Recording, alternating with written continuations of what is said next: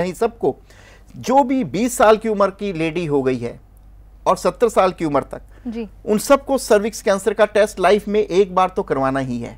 Number 2, वैसे जैसे preventive vaccination आई है कैंसर वायरस से बचने के लिए, सर्विक्स कैंसर वायरस से बचने के लिए वो वैक्सीनेशन आपको लगानी है। अगर आप 11 साल से 45 साल की उम्र के बीच की लेडी हैं तो उसमें आपको एज देखकर, ये नहीं है कि आपके घर में फैमिली हिस्ट्री है नहीं है, किसको करना है।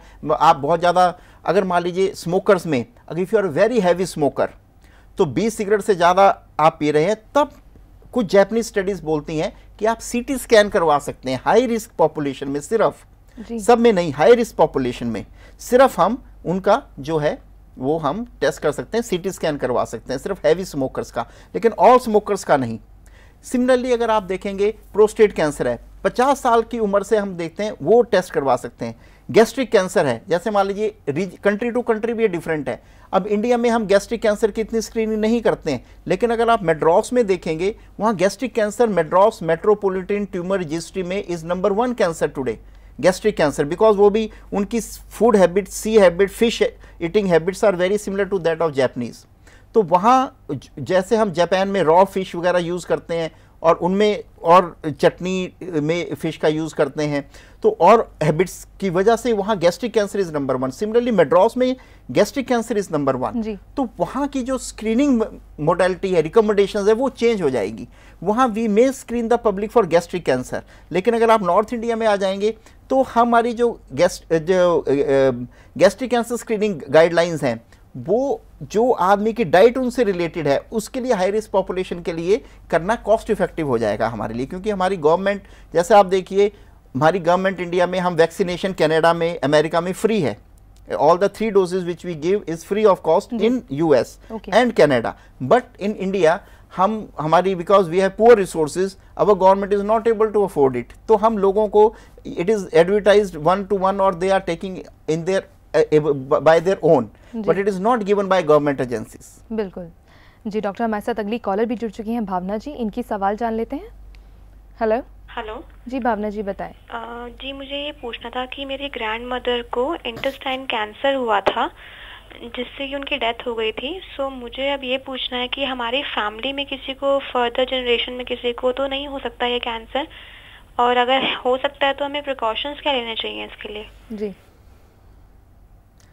देखिए, कैंसर इन जनरल किसी भी फैमिली में हो सकता है। In fact 95% of the cancer happen in those family जिसमें कभी पहले कैंसर हुआ ही नहीं था।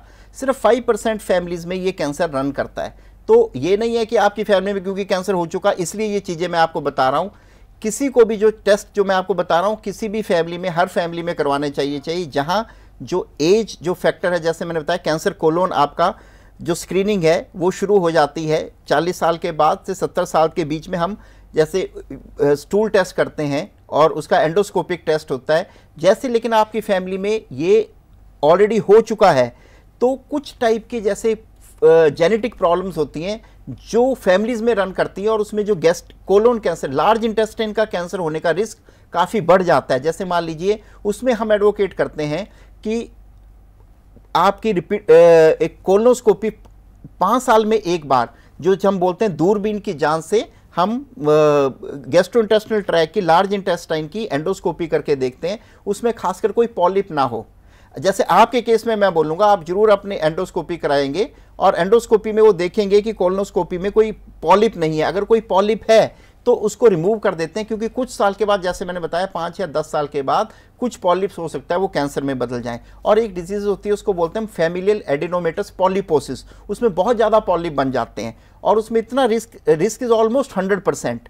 और उसमें के एक जीन जो which is available for testing, FAP gene बोलते हैं, उसको हम ब्लड टेस्ट कर लेते हैं। अगर वो भी पॉजिटिव होता है तो cancer risk is almost 100%।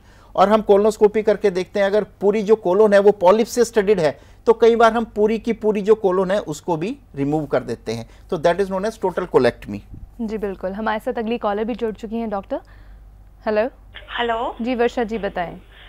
Doctor साहब, मेरा ये सवाल ये है कि मेरे छोटा भाई बहुत स्मोक करता है और उसके मुंह में बहुत छाले हो चुके हैं, क्या वो माउथ कैंसर हो सकता है?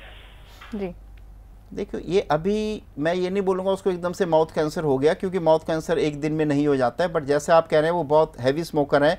हैवी स्मोकर की डेफिनेशन हो जाती है अगर हम 20 से ज़्यादा सिगरेट एक दिन में पिएं और 10 साल से ज़्यादा अगर ये स्मोकिंग हो जाती है तो कैंसर का रिस्क डेफिनेटली बहुत बढ़ जाता है।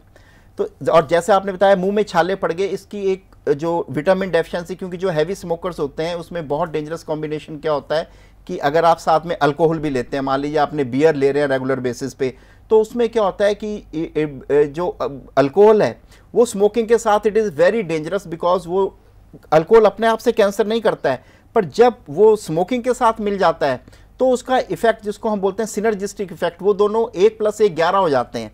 तो इसलिए ये बहुत ज़रूरी है कि इसमें जो उनको बोल दीजिए कि तंबाकू का सेवन किसी भी रूप में ना करें, क्योंकि जो अगर आप देखेंगे नेचर में जो तंबाकू है वो एक्चुअली एक जो आप देखिए तंबाकू कहाँ से आता है, तंबाकू के पत्ते से।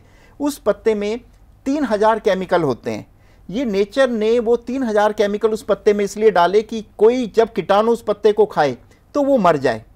तो वही हम उसको स्मोकिंग करके उसका स्मोक करेंगे या उसको टोबैको को उसको चबाएंगे तो उन 3000 केमिकल में सिर्फ एक केमिकल ऐसा होता है जिसे हम निकोटीन कहते हैं, वो हमारी ब्रेन में पहुंच के हमें एडिक्शन कर देता है और फिर हम सिगरेट की लत हमें लग जाती है।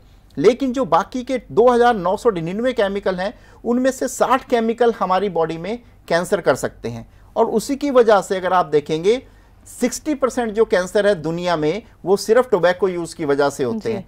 तो उससे पहले जैसे मैंने आपको बताया कि प्री कैंसर होता है, एकदम से कैंसर नहीं हो जाएगा। आपके भाई को कैंसर हो सकता है ना हो, लेकिन हो सकता है प्री कैंसर होने के चांसेस बहुत ज़्यादा हो जाते हैं।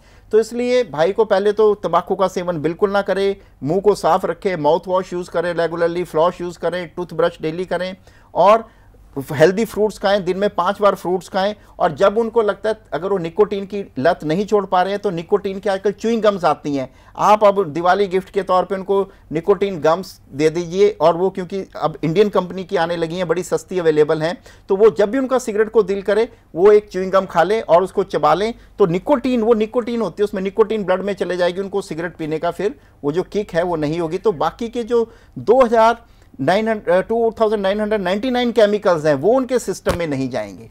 जी बिल्कुल। डॉक्टर पुनीत गुप्ता, आप अपना कीमती समय निकालकर हमारे शो में आए और इतनी अच्छी इन्फॉर्मेशन कैंसर के बारे में हमारी ऑडियंस को प्रोवाइड कराई, इसके लिए आपका बहुत बहुत शुक्रिया। दर्शकों, आज के प्रोग्राम में हमने बात करी कैंसर के बारे में। आई होप आपको हमारा आज का प्रोग्राम पसंद आया होगा। मिलेंगे आपसे नेक्स्ट एपिसोड में हेल्थ लाइफ के। मुझे दीजिए इजाज़त। नमस्कार।